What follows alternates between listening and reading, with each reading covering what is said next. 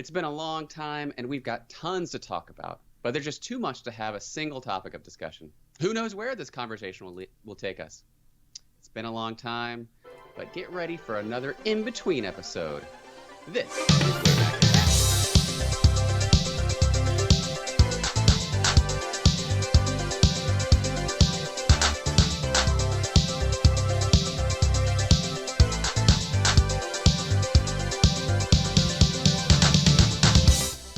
Welcome to Way Back Attack. My name is Brian Grantham, and then sitting across from me in the loneliness of cyberspace is Preston Burt. Preston, are you ready to just have a nice little chit-chat? I am. Let's have a little fireside chat and warm ourselves with the neon glow of Twitch.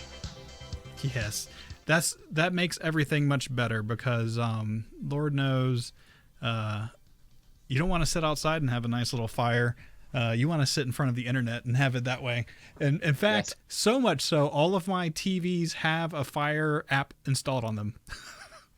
I've got a Fire app on. I got a Fire Stick, but I don't have Fire on every TV. It's like every entertainment station has something different. I use Xbox at one, then I have a Fire Stick on another. I have a Roku on a different one. So I'm kind of disjointed. But hey, well, see. I'm talking about I have a fake fire log. So I always like to put it on during holidays, even on my TV that is directly above my fireplace. So that's cool. Yeah, we did that for a while when we didn't have a fireplace. That was fun. It's I mean, admittedly, it's not quite the same, but it'll do. Just like our podcast, it'll do. Yes. Mm-hmm. So, bro, Preston, it's been a hot minute since we've gotten together, and I wanted to say sorry for your loss, and that was the reason we couldn't have the show. But everything good over with you? Yeah, I felt so bad because, so, I found out on a Thursday night, and that's when it happened.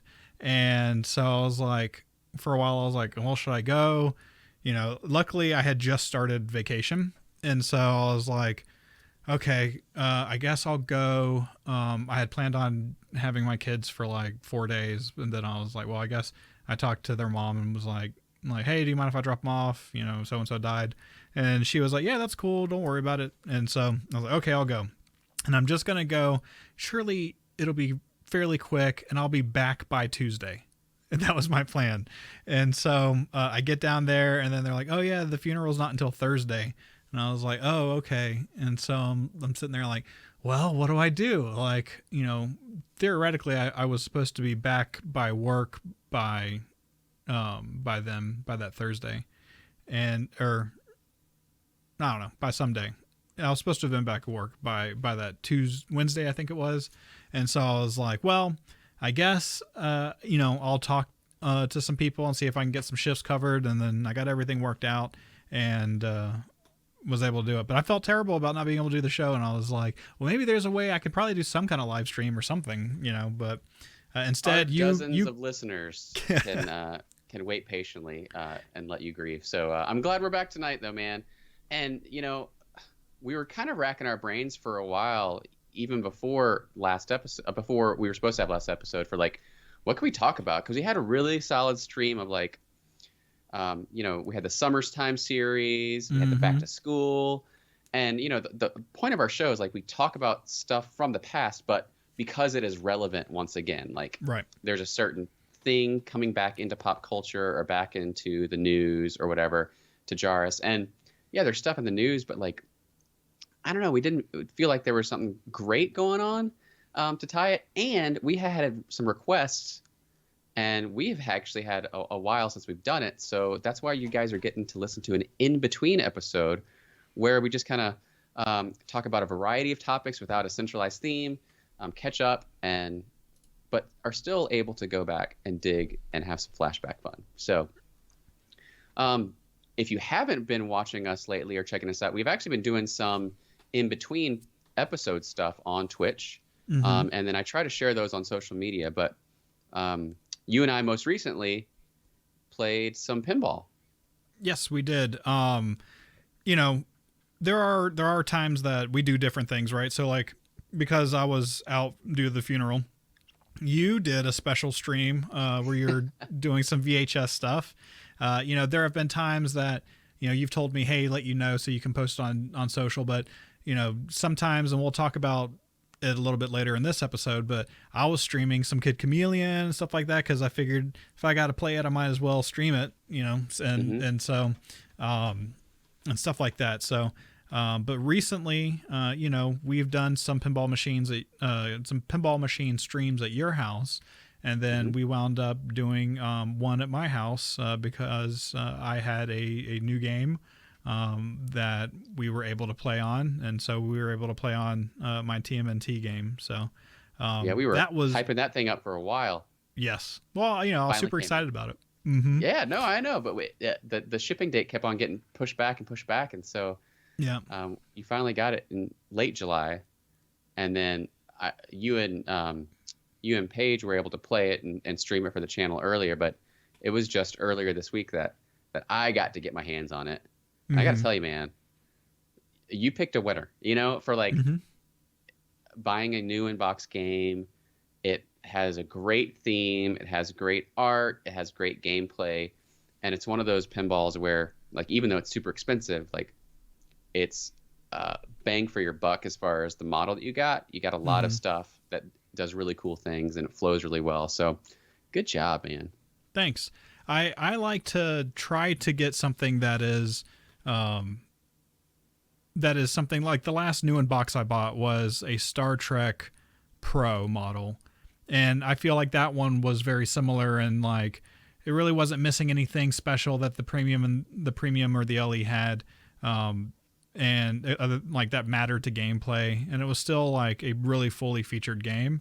And so, there was, when we were doing the pinball stream, you asked if I had been keeping up with the Avengers, and that game is not a game like that. Like, that game is missing some very important stuff, and I wouldn't be able to buy the Pro for that because there's like a certain ramp that you're missing, and some different things like that. And so I would want to definitely have the ability to have that stuff. So getting a good Pro, because gosh, if Turtles wasn't something big enough to push me over to a premium or LE model, I don't think anything is. So no, nothing is.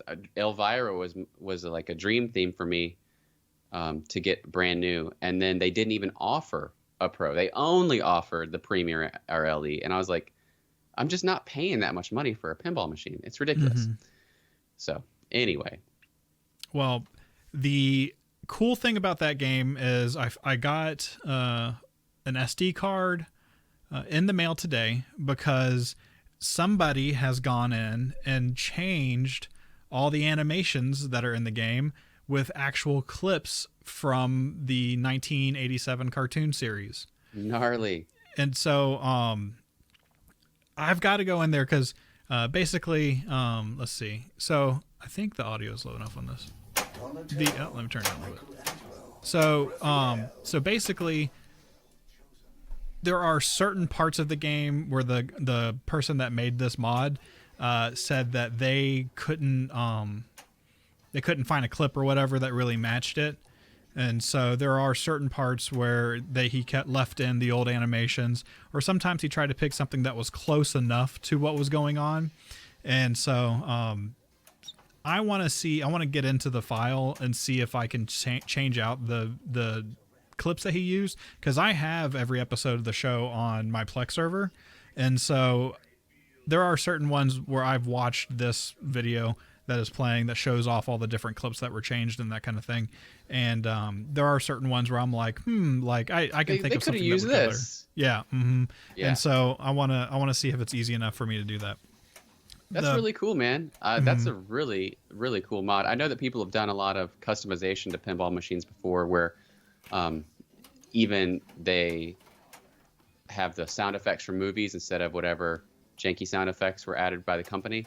Yeah. So, but having the actual cartoon itself for Turtles, man, that's great.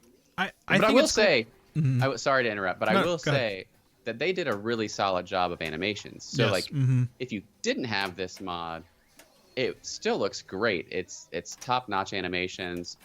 It's the classic style. It's just not original clips. What which this is. So Right. And the it's not unheard of for Stern to use the actual clips.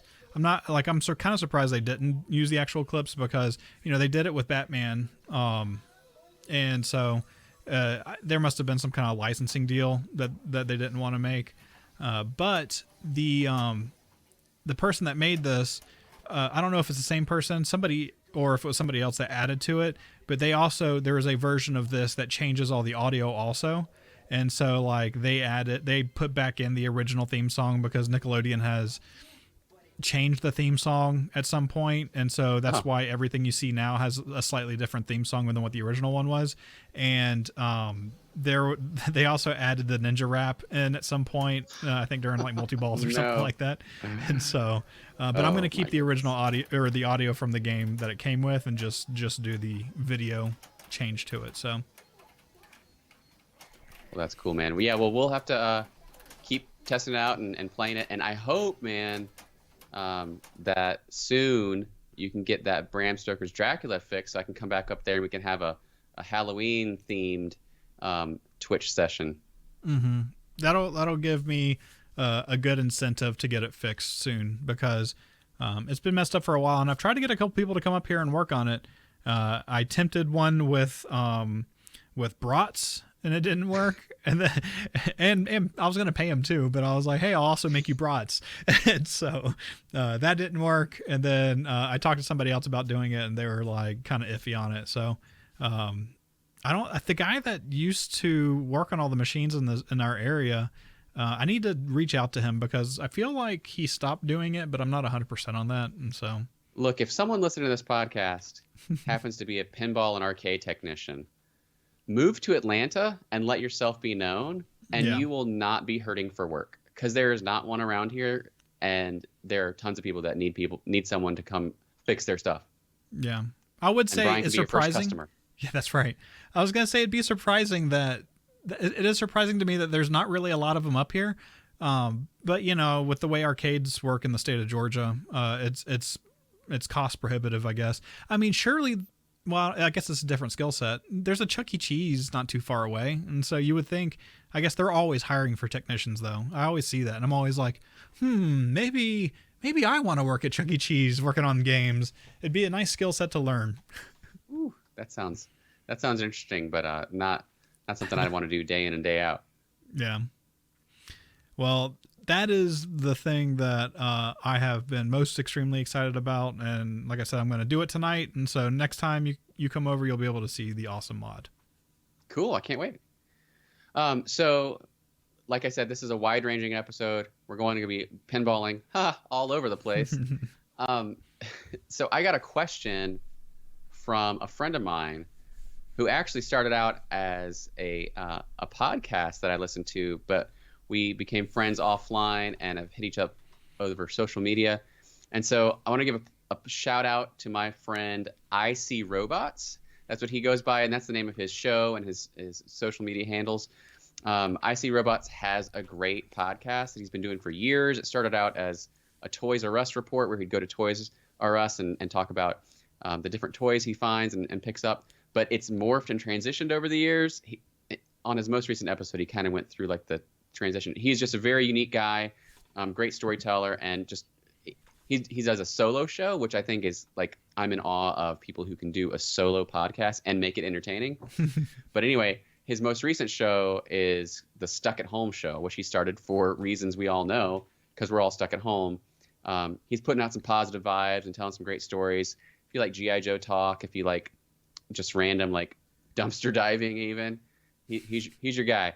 But anyway, we were talking, and I was telling him about some stuff I'm doing, and we'll talk a little bit more about that later at the end of this episode. But he asked me specifically, he's like, you do a lot. I'd love to hear about how you set up a convention, how you get guests, how you do all that other stuff. He just says that's really interesting to him. And I've talked a little bit about this on the show before, and people who know me know about it. So I'm not going to go too in depth, but basically, I thought I'd talk a little bit about how I got started doing convention planning. And because one of the things we'll talk about is because I wasn't able to do convention this year, so I'm bummed about that. But so the very first thing that I would say is that the reason I started a convention was because of kind of what we mentioned in the conversation previously. Like Brian was looking for an arcade repair tech, and there's not an arcade repair tech anywhere. I was looking for a convention to go to attend for stuff that I love, which at that time was specifically arcade and pinball machines, right? I was a huge collector of that. I had been in the forums for a long time. I had had a podcast about the topic for a long time. So I was kind of like ingrained in this, and I was just super duper duper bummed that there wasn't anything within like an 8-hour drive, literally, of my house or my city that I could go to. So that was the impetus for it. But I will say that I don't do things blindly. I do have a lot of faith in things, but I do a lot of research. One of my biggest things of research is going to attend other conventions. And so I have been to Dragon Con for I think 17 years now in a row, and they are a world-class convention, so you can learn a lot of things from them. Go visit other conventions that are doing the topic that you like. So I had attended other pinball conventions. But basically, I found some like-minded people that I had met through another club that I started called the Atlanta Pinball League, plus my very, very best friends, two of whom I happen to work with.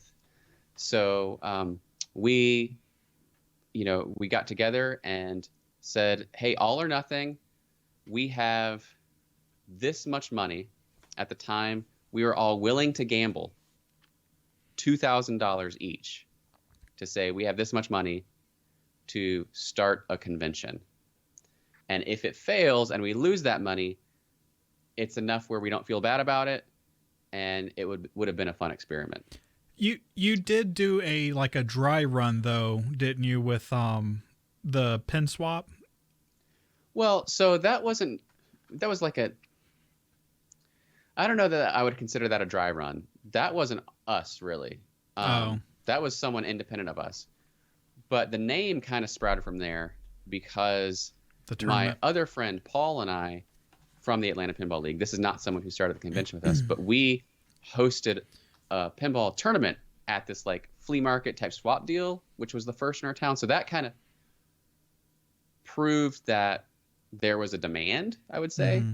And then it's also where I called it the Southern Fried Pinball Tournament, which then turned into the Southern Fried Game Room Expo, and now the Southern Fried Gaming Expo. Mm-hmm. But yeah, we did that. And then we also did a Kickstarter. Kickstarter's a pain in the butt, but we were able to get some crowdfunding going to supplement what we were willing to throw down. Then you just go to different venues and call them and see how much they charge and how it works. This is getting super nitty gritty. I promise I won't talk much longer. But how most conventions work when they're in a hotel or especially when they're in a hotel rather, is you commit to a guaranteed number of room nights.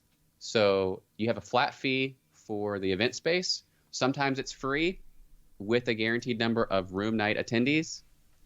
But it could be a mix. You pay for some, you get a discount, whatever. But basically they're hoping that you fill up as many rooms in their hotel. And then they're willing to give you the space for whatever set amount you agree on. So our first year, we had to agree to 100 room nights. And this scared us to death. So this is not 100 people. This was 100 room nights, meaning a Friday is a room night and a Saturday is a room night. So really only 50 people. But still, we were like, oh my gosh. Because if you don't meet those minimums, guess who has to foot the bill for the rooms you didn't meet? You do. So that's where that money cushion comes in. So that's how it kind of all started. Do you think, real quick, so with that first hotel, it was still it's in Atlanta, right? But yeah. The location is not as good as where the current hotel is. Do you think that worked for or against you with the hotel rooms? Because you have to think, like, people, I would think that people coming from out of town would feel better about staying at that specific hotel because there wasn't really a bunch of stuff around it, whereas the new one has hotels all around it. Yeah, well, the new one has more convention space and is more in demand, and so it's higher cost, which is why we weren't there in the first place. And, Right. you know, because they can segment it, so you could have like just this ballroom and that be your whole convention. But this was kind of like the entry level hotel, and it's actually where a lot of Atlanta conventions kind of started. The a toy convention has been there, Harry Potter convention has been there, a Doctor Who convention started there. So they had a lot of experience with conventions, but also the price was right. So that was the key. But for our convention specifically, power was an issue too. So it was also a hotel that could have power. So doing that, I wrote an article. So I See Robots, if you are listening to this and other people who are interested in convention planning, I wrote an article back when I was writing for Geek Dad. And I may have shared it elsewhere, and it's basically I will have to come back with you with the title of that article, but it's basically 10 things you need to know about starting your own convention. So search for me by Geek Dad, and you can probably find that. And I give you like I talk about making sure you have your legalese covered, you know, all kinds of stuff that you probably didn't think about. So check that out, and it gives you a little bit more background about my event and then some things you can do to start your own convention. So I highly encourage everyone to think about it, but definitely do a lot of research before you commit. So yeah. It's kind of like starting a restaurant. You know, not everyone goes off well. And the thing with starting a convention also, you know, you talked about how multiple conventions started at that specific hotel, and you know, the last one I went to at that very first hotel was the Atlanta Comic Convention, right? And that's a good example of something that it doesn't have to be too crazy overboard. You get some vendors going and that kind of thing. So, and you know, like you said, the hotel will work with you to give you the space needed. You know, they use less space than the second year of Southern Fried, and so it's just interesting to see different conventions in the same space and like how people utilize that space too. And so if you get the opportunity, if you're thinking about starting a convention, you know, Preston said go to other conventions that are similar to it, but also go to conventions that are being held in the same hotel if you have the opportunity, because it's interesting to see how people lay things out a certain way and how what you want to do would, you know, compare to it. So true. One last thing, and then we're ending this segment because I can just drone on about convention planning forever. But Mr. Blick in our chat here, he's an attendee to our convention. Shout out to Mr. Blick. Thanks for your comments, and thanks for coming all those years. He's really excited about some of the stuff we do, particularly the wrestling he called out in our chat. But so thinking of him, though, it reminds me of the most important point of your convention planning is, yes, you can be independently wealthy and just say, I'm going to have a convention. But really, to do it right, you have to be ingrained in the community. And that's not to pat myself on the back, but I had spent years as a podcast host cultivating the local Atlanta area collectors. I started an email list. I started a forum, going to people's houses. I started this pinball league. So I knew people, and I knew at the bare minimum that I could count on my fingers and toes people that would pay to attend. So I knew I had like a baseline, and I knew that people had trust in me and knew me, that I was a good guy and our friends were good people who could put this on together. And so we could use our collective contacts to get that core group of fans. And then once you have those fans, it's just broadcasting that further out through marketing and so forth. And then friends telling friends. And every year it's just gotten bigger. So that's the biggest thing I could say that I think a lot of people do wrong is they say, oh, well, I'm going to start this, you know, toy convention. But they are basement dwellers who don't have any friends, and they put up the world's crappiest Kickstarter site, and they get laughed off the stage, and they don't ever have one. It's because you got to put in the time and energy authentically, and not just like to, you know, to smarmily get the way you want, but authentically be a nice person go out and meet nice people and form a community and expand on that community. And that community is still thriving today. Again, I'm not patting myself on the back, but with that Atlanta Pinball League community, I can look to so many other things that have come out of that through the friendships, not my friendships necessarily, but friends that met each other there that have done other things. And there's people who their entire businesses and livelihoods are based on stuff that kind of formed out of this community. So that's it. I'll get off my soapbox. One final shout out to IC Robots. You can follow him on Twitter at IC Robots and check out his show. It's the Stuck at Home show currently, and it is a great time for nostalgia enthusiasts and just really great guy. And I hope you're doing well out there in California, man. Don't let those fires get you down. All right. Well, I think that, you said you can go on and on about talking about it, but hey, it is a super interesting thing. And so I think that you should write a book about it, and then you'll be good to go.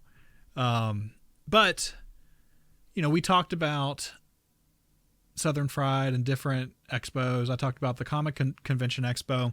It's something that I want to see. There are some comic books and stuff that get sold at Southern Fried, but something that I have super gotten into recently, all because of an ad, is Animation Legends. And I saw Does 10 in the chat. I was talking to him about it the other day, and I showed him some stuff. I showed you or did I show it to you the other night? You showed it to me, but what's funny is I had already seen it because I was getting targeted Facebook ads for it. So it's so funny because I don't use Facebook. I use Instagram, and I have an Oculus, so technically I'm in the Facebook family. So I can't imagine if I was on Facebook also, I'd be getting hit with all these ads all the time. But man, it seemed like such a scam. And I'm going to preface this because I'm super excited about it. So I'm going to go a little hardcore on being like, hey, you should get in on this. But this is an investment opportunity. Let me tell you about my pyramid scheme. To be fair, I have done research, but that research has really consisted of me on YouTube typing, is Animation Legends legit? And then Googling, is Animation Legends legit? And so far, I have not seen anyone say it's a scam. You're like Sherlock Holmes over there, bro. The thing that is like a red flag to me is you do get a certificate of authenticity, but it's from Animation Legends, right? And so that means nothing. And then the other red flag is that these animation cells are so cheap. And there's different levels that you can get in on, and there's different types of cells that you can get in on. And the ones that I got in on, I went ahead and bought a 3-pack just because everybody seemed so excited about them. But I got a 3-pack from the Street Fighter cartoon that was on USA back in 96 or something like that. I didn't even remember they made that until I saw their website. Yeah. So the I figured, there are other ones like Masters of the Universe and that kind of thing, but they sold out of all the regular cells, I guess, and right now they're selling really big ones, and so it's $180 or whatever. And I was like, hey, maybe I'll get to that point, but right now I just want to test the waters, and just $20. For $20 I get 3 cells. But here are some examples of cells that people have gotten from their different things, because you don't pick the cells that you want, right? So yeah, it's a random grab bag, but they guarantee, yep. They guarantee based on the number of cells you get in your package, they guarantee a certain number of what they call A cells, which show a main character. Mm-hmm. Yeah. And I think the 3-pack that I got, you're guaranteed at least one. And man, I know this is not Street Fighter, but man, if I got this giant Sonic, there's a cell that is basically Sonic's face while he's running, and it takes up almost the whole cell. That would be awesome if it was Blanca, spinning, or really I want an M. Bison, doing something cool, but we'll have to see what I get. Apparently they did a Mortal Kombat cartoon cells, and I missed out on that because I would have gone crazy over that. So this one's great. It's He-Man, and he's holding on to something or swinging on something. See, these are the kind. I have a feeling that this is the kind of cell you're going to get. Mm-hmm. It's great right now because it's cheesy. That's actually not a very good pose, and there's no reference to what's in the background or what's happening in the scene, and it's just kind of awkward. But it's the main character. Yes. So I have a feeling that these will be the type of ones that you'll get for 3 for $20. I'm fine with it. I don't think it's a scam. I think I think basically they probably just came into a whole like warehouse of these things. And you Mm-hmm. know how many cells it takes to animate 1 minute of footage? Right. I mean, hundreds. Mm-hmm. So they're probably just trying to, yeah, they could sell these for a lot if they sat on them, but they're just doing volume sales to just Right. clear out the warehouse and get money fast. So um, I think I think it's legit, Yeah. and I'm actually intrigued You by know, some of them. so check out this list. So, you know, the you just saw some from Sonic, My Little Ponytails, and Masters of the Universe. But they have right now. You can buy Star Wars Ewoks, Star Wars Droids, The Adventures of Sonic the Hedgehog, Street Fighter the Animated Series, He-Man, Masters of the Universe, but it's large cells right now. Care Bears, My Little Ponytails, G.I. Joe, Resolute, which I never saw. Apparently that's recent. Yeah. Street Sharks, Where on Earth is Carmen Sandiego, The New Fat Albert Show, and Back to the Future. And man, like just in that pack, I would love some from Back to the Future because I love that cartoon, and I was reading the comics at the time that cartoon was on. It was the same art style. I would probably go with some Care Bears also, because for some reason it's really hard for me to say that. And but man, I loved Care Bears as a kid. That, and when you got the Care Bear cousins coming on, I would even be okay with My Little Ponytails. And if I really like these, I could see myself getting some of these Masters of the Universe large cells, because it's stuff like I've seen multiple ones where it's like a cell of He-Man climbing a rope. So, but it's like huge. It's like this big. And so, you know, you talked about getting main characters full body, but they're in a weird position. And I think that's fine, especially with Street Fighter, because the way I want, you know, whenever I'm excited about something, I daydream a lot about it. Like, ooh, what I'm going to do when this thing happens, you know? And so, what I'm going to do is hopefully I get something that works with this, but I'm going to, like, you know, find just some, like, depending on what the frame is, you know, have like a cool background. If there's two of them, like maybe there's like a close up of like Chun-Li and then like Guile far away, like, and they're on different parts of the cell. Like I can like layer them or whatever, you know, like I just got cool ideas for these cells. I hope they're good. 'Cause you know, maybe I'll do them on a stream or something like that. Like open the box. And then you can also take some watercolor paper and do like a little cool watercolor design. Give yourself your own background that's not from the show, but it helps bring color and get them framed and stuff. But yeah, they've got some great deals. You can do like a 10-pack for, I don't know, what, $50 for some of these things? Who knows? I'm making up numbers. But check out like animationlegends.com to see all this stuff. And then Brian, I don't know, did you click on their upcoming shows list? I have at some point. I know Captain N is coming back, which I'm super excited for because I want a big Mother Brain face.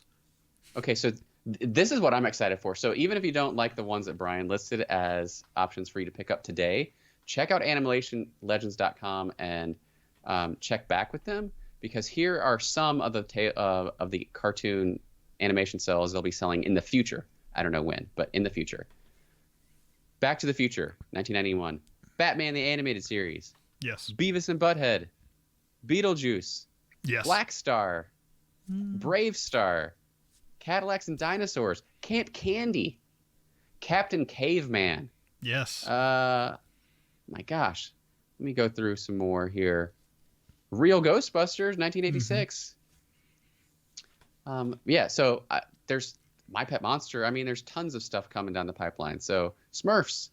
Anyway, I could go on and on. But, and then the last one on the list, X-Men, 1992. So that definitely looks intriguing to me. I'm going to look what you get. Yeah. You're the guinea pig. And then I'm considering doing some bulk buys and then selling some of these in my antiques booth stall. Yeah. They add new shows each month. So maybe that list is like the next year or whatever, you know, laid out. But yeah, the cool thing is if you buy from them, you get signed up immediately, because like right after I hit buy, I got a text from them, and you get signed up to be notified first when things are going to go live, and so you can get in on the show that you want to get in on. So some of them sell out so fast.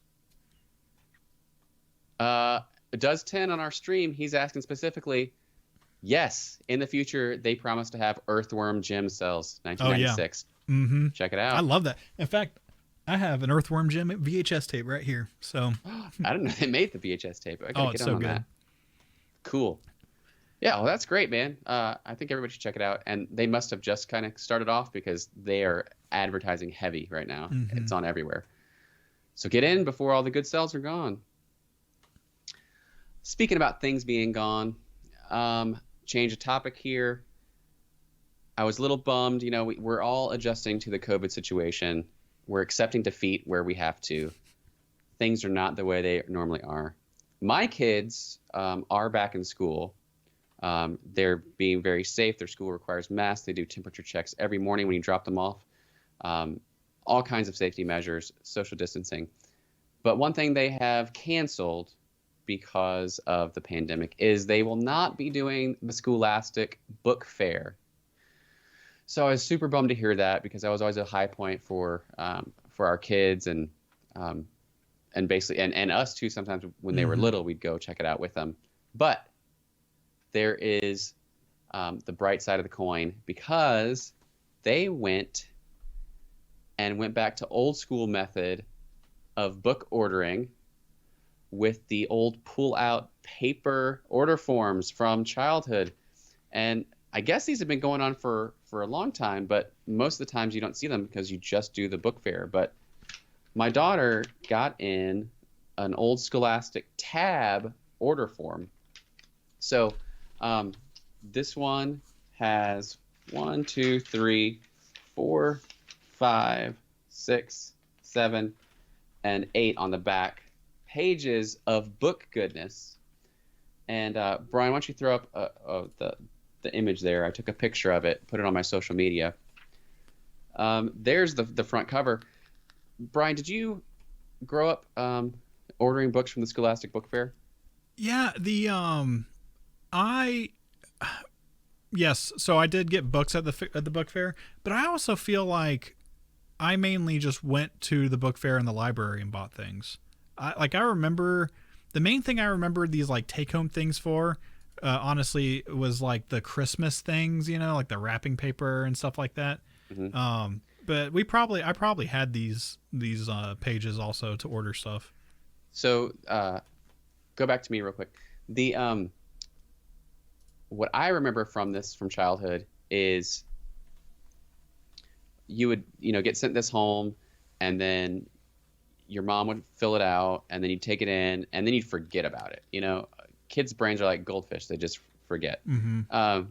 And so magically, you'd come back from lunch one day, or you'd come to school one morning, and sitting on your desk would be this stack of books with your little return order form, like checked off of what you ordered. And it was so much fun to just have such a surprise of all this stuff coming to you. And my mom was a huge proponent of reading, and I can't guarantee that I read every book that I ordered, but I certainly wanted every book that I ordered. So I had a ton of these things. This is where I got a lot of my Choose Your Own Adventure books. This is where I got a lot of the Apple paperbacks, the Dell paperbacks, Bunnicula. I still have, in fact, my oldest daughter is reading my box set of Indian in the Cupboard that I eventually got. Like I was buying them individually, and then they came out with the box set, so I got that also. Bro, you like Indian in the Cupboard? The author came to my school and talked about it, and I got my book signed by Lynn Reed Banks. Yep. That's awesome. Fourth grade. I had a mime.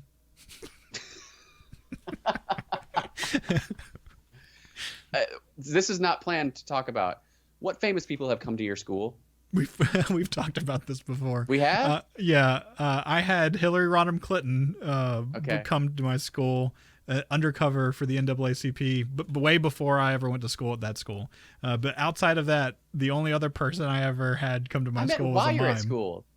Yeah, a mime. I had a mime come, and he taught us how to moonwalk in place because he kind of like hated how famous Michael Jackson was for moonwalking, because apparently mimes have been doing it for years, and so he showed us how to do it in place, like while you're like, oh, look at this and stuff like that. So, oh my gosh, yeah. So I had Lynn Reed Banks, I had Eudora Welty, I had Richard Simmons. We talked about him, I think, and I had NSYNC. So I had a lot of famous folks come to my school. I think you've already shown it already, Brian, but one thing I specifically want to talk about from this particular Scholastic one is that I'm so thrilled to see that they are once again promoting spooky, scary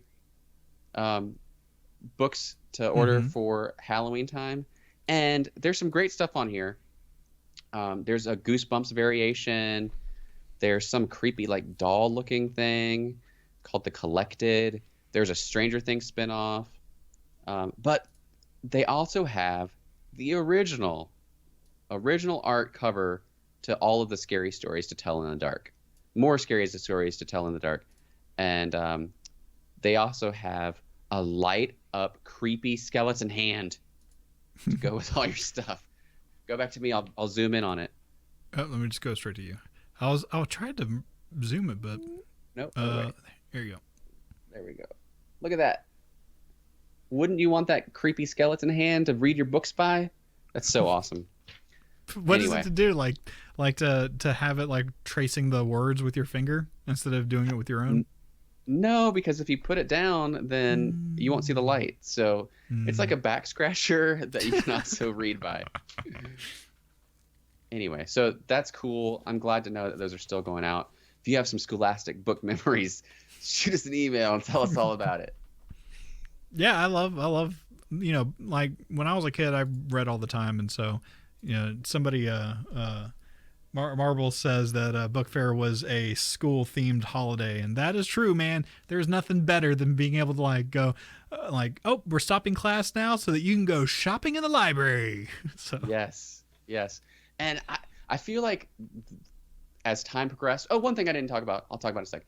One thing that time progressed, I feel like they got more and more like tchotchkes at the book fairs, and in that catalogs too. Like early on, I thought it was just like mostly books, but then they're like, oh, we can make a lot of money selling kids like pencil holders. And I think I got a bunch of those Garfield posters as a kid from the book fair, not the order like a hang in there.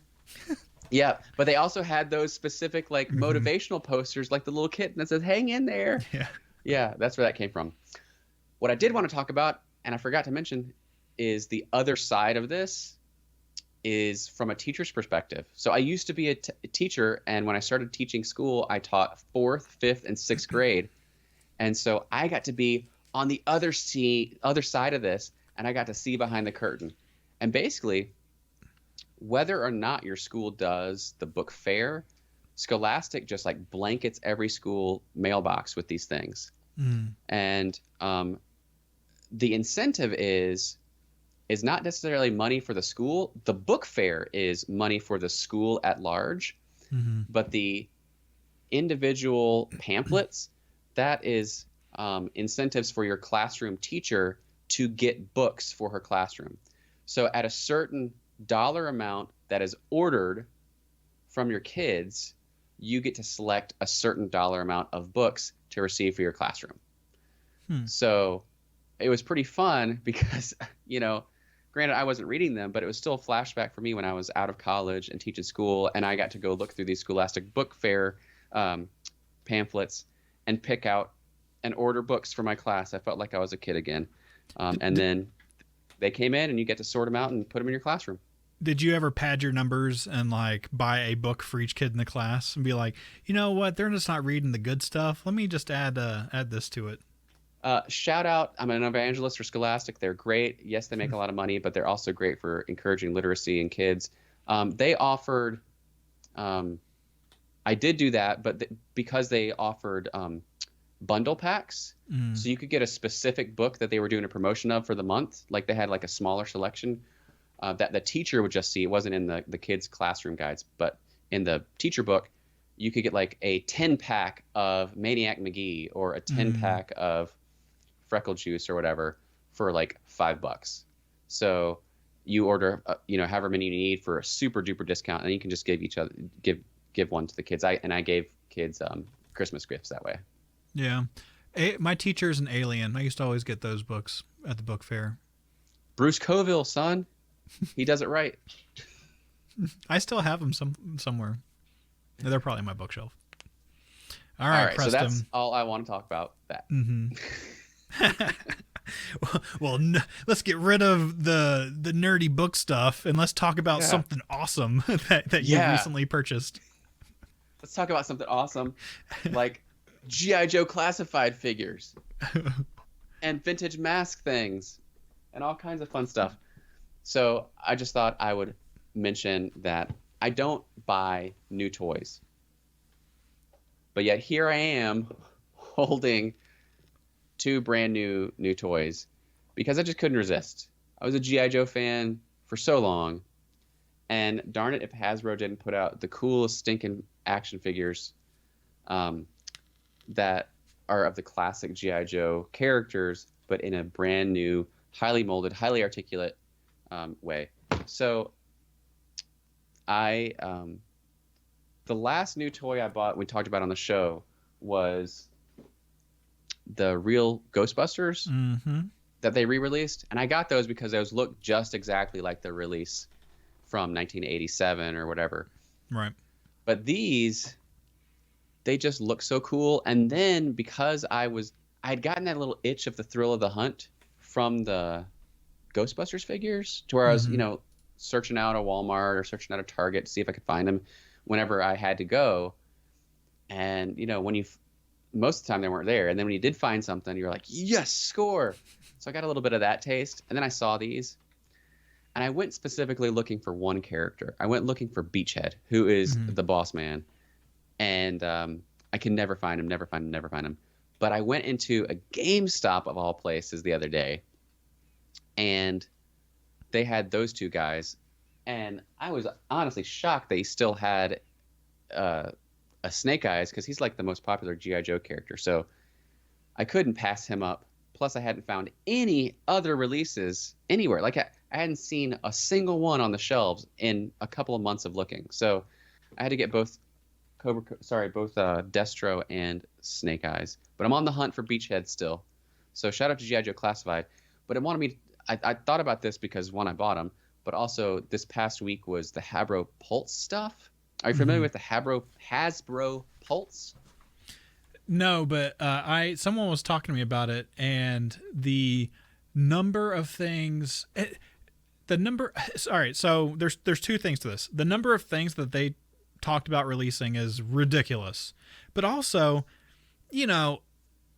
I think it was our last in between show. We talked about Toy Fair. That's how long ago it was, and I was like, hey, New York Comic Con is starting in a week or whatever. So awesome. I bet there's a bunch of stuff that is going to be related to that.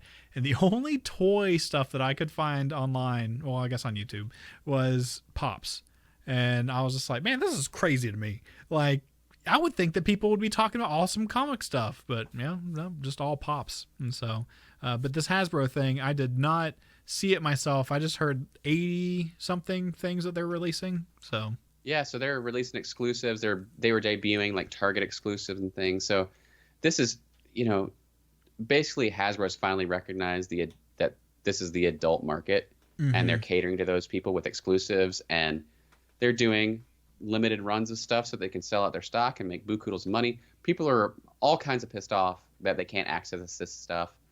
And I get it, because I'm really bummed that I can't find my Beachhead on the shelves. And I know for a fact that most of them are gone because of douche knockers who just want to sell and flip and make like $5 a figure or something ridiculous, which is like, come on, dude, $5. Anyway, it's a strategy, and it's obviously working for them. And if it wasn't, we wouldn't be getting these cool figures. So be thankful that it's working some way. I'm sorry you can't find the figures. I myself am bummed too, but at least they're out there. Yeah. So what are your listeners, viewers? What are your thoughts about Hasbro Pulse? Are you excited about anything they released? Are you mad at their business model? Are you a player hater, or are you a big fan? Let us know. It's like shoes now. Like the whole thing with buying these figures, these action figures and stuff. It's just like the shoe craze. Like, it's so hard to get that stuff. So did you watch it, the Hasbro Pulse thing? No, I just kind of followed along on Twitter because I really I want my Beachhead, and that's about the only figure I want. So I'm not interested in buying anything else. But I saw people posting it and sharing pictures, and they do look cool. They got like a Zartan's coming out. Mm-hmm. And then they also announced a bunch of other stuff, other properties besides G.I. Joe, but I don't remember those because I have limited brain space. So there was in one ear and out the other. Did they show off the Cobra Commander helmet? Mm-mm. I'm torn on it. Maybe. I don't know. I didn't see it. It's like I have a Boba Fett helmet, and it's similar to that. Like, you can wear it, but I'm torn on it, man, because like, so it looks like the cartoon, right? Mm-hmm. It's not like chrome. But in my head, like Cobra Commander, his helmet would have been like shiny to me. Oh, so it's a matte silver? Yeah.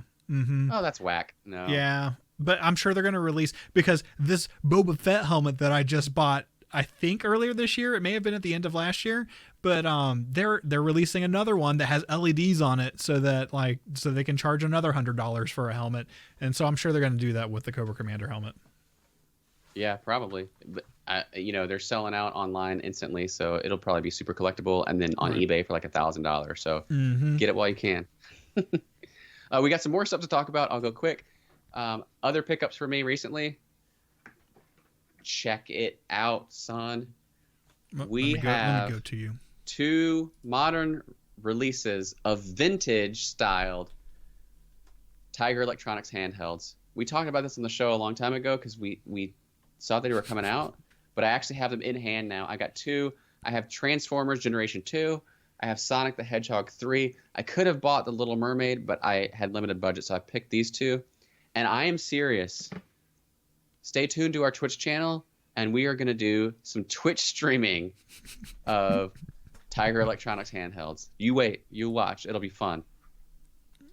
Look at these graphics, dude. The stream will be fun. Playing those games will not be. I don't know. Oh, geez. Well, those are pretty awesome. I recently, I was on. Anytime that I drive to and from Key West, something breaks on my car. It's a 30-hour round trip, right? A couple years ago, I went down and it was like some fan got messed up, a lot of money. This time, my alternator got messed up. Less money, but still a lot of money. All right. So while I was down in Buford getting it worked on, I was like, hey, I'm going to go over and check out Second and Charles and see if they have this record that I've been looking for. I knew they wouldn't, but I don't know. I just like going to see what they got. And they didn't have the record I was looking for, but then I remembered there's a video game store in Buford that sells records. And so I went over there and they didn't have it either. But they did have the Namco Museum Arcade Greatest Hits. And this record is great and horrible. So this record, I let you listen to the horrible part of it, Preston. But it basically has gameplay from Pac-Man, gameplay from Galaga, gameplay from New Rally X, and then in-game music from Mappy. And so it's like a mixture of like high score sounds, gameplay, game over, background music, stuff like that. But man, the gameplay in it, like on some of these games, is so bad because it's just like it's so horrible. But the packaging on this is great. It is. It's a beautiful release, and I so appreciate that they made it, and I so appreciate that you have it. This, however, would not be a one that I would actually spin on my record player. I can't imagine like just having those sounds that you mentioned just going on in the background. Oh yeah, it's on vinyl. And it's so good. Like, this is my favorite part. It basically has like the release date, the name of the game, the release date, the composer, how many players, stuff like that. The type of gameplay. I got Splatterhouse. I love Splatterhouse. Man, the music for Splatterhouse is on here. It is so good. It's the best. I love Splatterhouse. Okay, I'd listen to that one. But I would not listen to Pew Pew Pew for 7 hours. Yeah. It's a really cool thing. What's the purchase price on that? Like $30 probably? I think it was 30. Yeah. It was probably 30. Man, they had one record that was $100 used. Ooh. And I was just like, it's tough because it was Double Dragon 2 and it was put out by I can't remember. Disc. Oh, I can't remember. I've bought multiple records from the place that makes these. I did one of the Ninja Gaidens, or it's like 2 and 3, the music from 2 and 3. I was looking for the record that had the music from 1 on it. And like when that was coming out, like I had pre-ordered it on Amazon, and then it kept getting pushed back, and Amazon just canceled my pre-order and gave me my money back. So I was hoping that they would have it because I bought 2 and 3 there. But and then I also got the music from Snatcher, which is like an older game that is really good. But anyways, so I picked that up, and then when we were doing our TMNT pinball stream, I had talked about the movie Shock Treatment. And so Does 10 was in the stream, and he was like, oh yeah, you know, he works at a video game store in town called Wizards, and he said they buy and sell games and movies and figures and statues and like all kinds of stuff. And he said that someone had traded in a Shock Treatment. And Shock Treatment, if you don't know, is the sequel. It's the unofficial sequel to Rocky Horror Picture Show. And that movie, the Rocky Horror, was such a huge part of my life growing up. I was like, dude, I have to see this movie. And so he said, oh yeah, we've got it. And so I went and bought it the other day, and I watched it, and Verdict?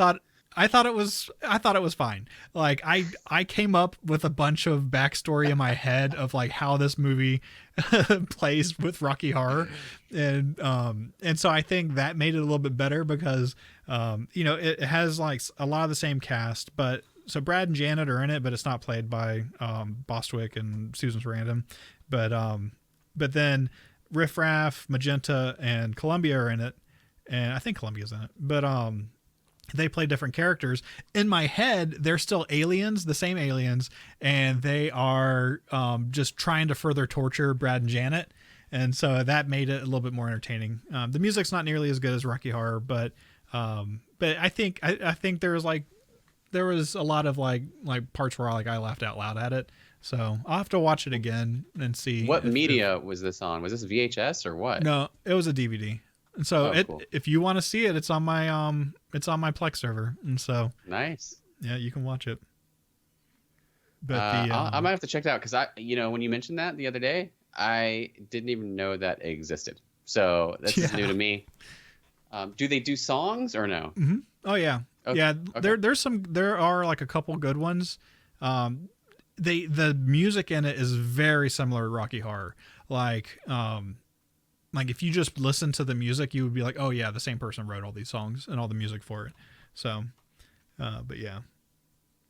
All right. So I got one last pickup, and then we'll transition topics to our final topic. But okay, my one last pickup, I showed it earlier, but this is a vintage Mask Dynamo. I got this off of eBay.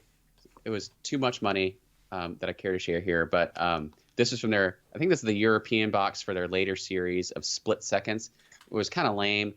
The idea was that like a vehicle could spin off, and like the ghost or the phantasm of this person could still operate the other part of it. I don't know. So you get 2 figures in one.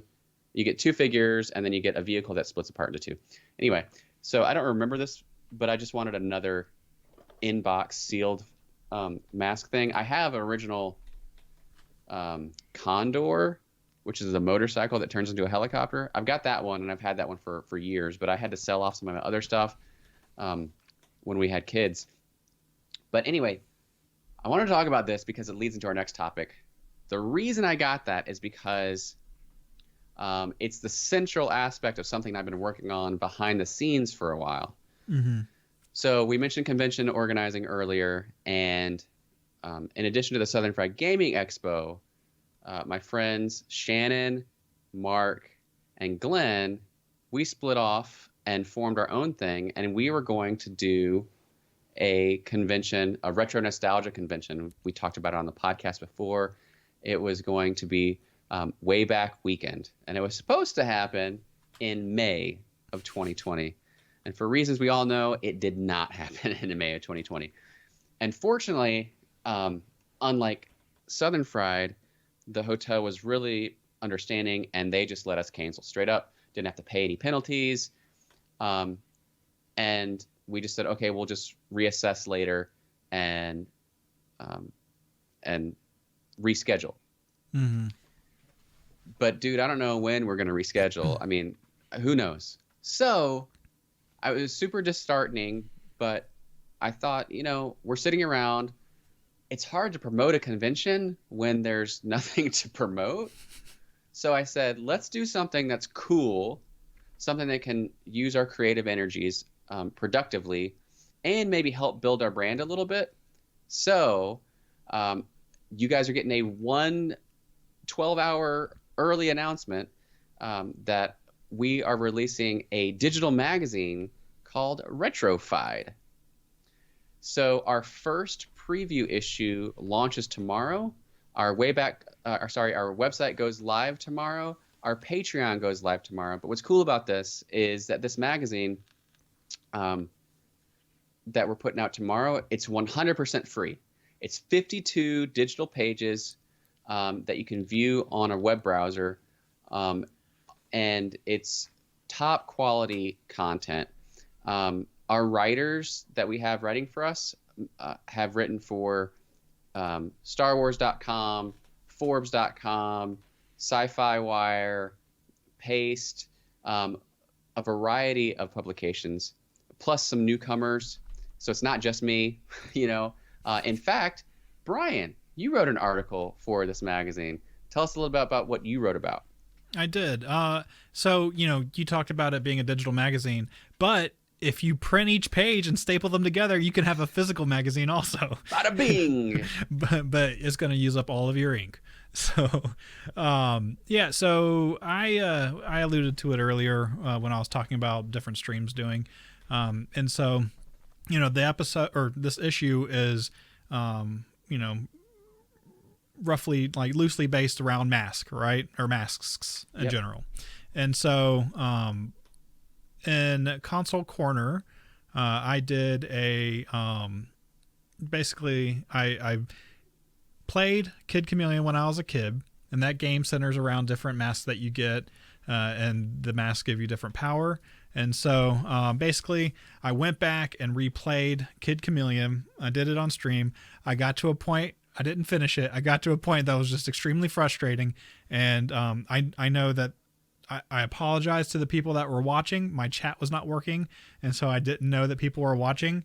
So I don't remember how mad I got at certain parts. But I wrote an article talking about Kid Chameleon when I was a kid, and how looking back on it compared to playing it today, whether I would recommend it or not. So spill the beans, Ryan. Spill the beans. Would you recommend it? I would not. That game is incredibly bad. It is. It's so bad. What it boils down to is they just bit off more they can chew. Over 100 stages, awesome selling point. The problem with that is there's no focus on anything, and so the stages are all really bad. But it's kind of funny because I don't think I talked about this in the article, but part of some roguelikes or roguelites or that kind of thing is a very popular genre nowadays, and a lot of that has to do with replayability and stages not being the same every time you play through it. The problem with Kid Chameleon is the stages are the same every time you play through it, and so when you're like, okay, well, let me just get back to the point that I was at, I got pretty good. Like, as I would get like through stages, it'd be like, okay, like I could get to a certain point, and then man, auto scrolling stages are the worst. But the thing that killed me was there's like a stage where you're like having to jump very precisely on these like platforms, and man, the controls in this game are so loose. A lot of Genesis games Genesis was not known for having tight controls, and so the controls in this game are so bad. I just got to a point where I was like, all right, that's it. I can't do it anymore. I cannot, like, I bet you I could have, I did get past it once, that point. And then I was like, oh, please don't let me die. Let me just get to this certain point. And because certain masks you can buy extra lives and stuff like that. Actually it's the Splatterhouse mask. You can do it. And so, but man, that game is so frustrating. I do not recommend anyone I play was it. so bummed to edit your article and to read that it was not good because I hadn't played it since I owned a Sega Genesis back in the 90s. Mm-hmm. But you flash up that page with the cover art of the box, and that was so iconic to me. I loved that game. At the Mm-hmm. same time, I never beat that game. Right. Although, to be honest, I rarely beat any of the games I own. I'm just not that good or invested in the time. But I had such a fondness for that, so that when we thought about this theme, I was like, oh, what could I have Brian write about? And I thought of Kid Chameleon because he wears all those different masks. And I'm going to have to put some playtime in on that because I love platformers. I love the Mm-hmm. concept of the masks giving you different powers. So I wonder if we'll have different opinions if I got to play it. But it doesn't sound like it held up very well. So I'm disappointed to hear that. You know what? I'm laying out the challenge right here. You have to at least play to the point that I got to. And there Okay. are warps like from to certain different worlds and stuff like that. Unfortunately, the Twitch streams that I did are not up there anymore. So you'll have to figure it all out yourself. So Oh, no. Well, Brian mentioned the theme idea, and I neglected to mention that when I was describing the magazine. So each magazine, where we're going to release quarterly. So this preview issue, we'll have to hold you over until we release our next, our actual first issue in January. And each magazine will have a theme. So this preview episode, or issue rather, was a mask-based theme, which I thought of because of, hey, we're in a pandemic. We're all having to wear masks everywhere. It sucks, but not everything with masks sucked from our youth. So I thought of let's talk about some cool stuff and literal masks, figurative masks. So there's a variety of things. One thing I'm really excited about, and the reason I was showing that Kenner MASK Mobile Armored Strike Command mask toy was because our cover story, which if you saw the stream, we showed the cover. My friend Jamie from the roarbots.com, he did us a huge solid and worked and got us a 5,000 word, 10-page cover story on the oral history of Mask, which was the cartoon and toy line and comic book. And he talked to toy designers, prototype designers. He talked to voice actors. He talked to the show's assistant director. He talked to comic creators and got this humongous story of Mask. And we're really excited to share that story, but also because we have some exclusive, never before seen concept sketches and prototype images of unreleased Mask toys. We have those in the magazine, which is free to download again, but also we have some additional ones that are available to view if you subscribe to our Patreon. So there's tons of great stuff in this magazine. I'm excited to release it. We've been working on this for months. It launches tomorrow if you're watching live, or September 30th if you happen to be listening to the podcast. And coincidentally, it's funny, I had planned on launching this October 1 because we have some Halloween content. I've got some Halloween 3 Season of the Witch content in there, some Don Post history. No, not Don Post. History of Ben Cooper, the rise and fall of Ben Cooper. Got some of that in there. And I was like, oh, it'd be great to launch around October for like the Halloween time.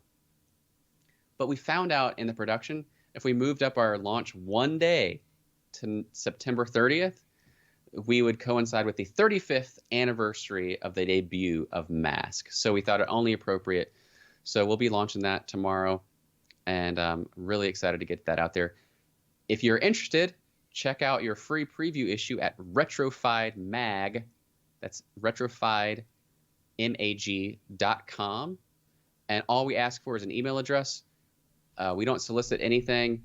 You can choose to get to our newsletter, but then you'll just be redirected right there and get access to the magazine. Or you can subscribe to our Patreon, patreon.com/retrofiedmag, and we'll have more exclusive content, stuff we don't show in the magazine. We've got, for the Mask stuff, we've got the show Bible, which talks about all the character descriptions. We've got some more concept sketches and artwork that wasn't in the magazine, and we'll just have some fun stuff along the way. So there's different levels, and that'll be available, again, September 30th. So super excited. And Brian, thank you so much for your help getting this out there. I really appreciate it. If you're watching the show, I'm gonna pop up the cover again. That way you can see how to spell Retrofied.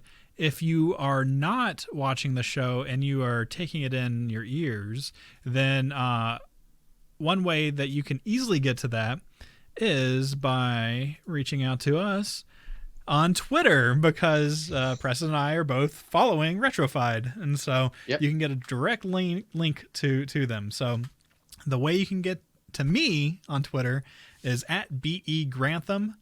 And you can get back to the show at _attack. Preston, where can people find you?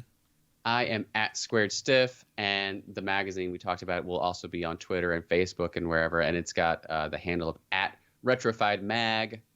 And we love to hear from you. We want to know what you think about this episode, the stuff that we talk about in the episodes. So please send us an email.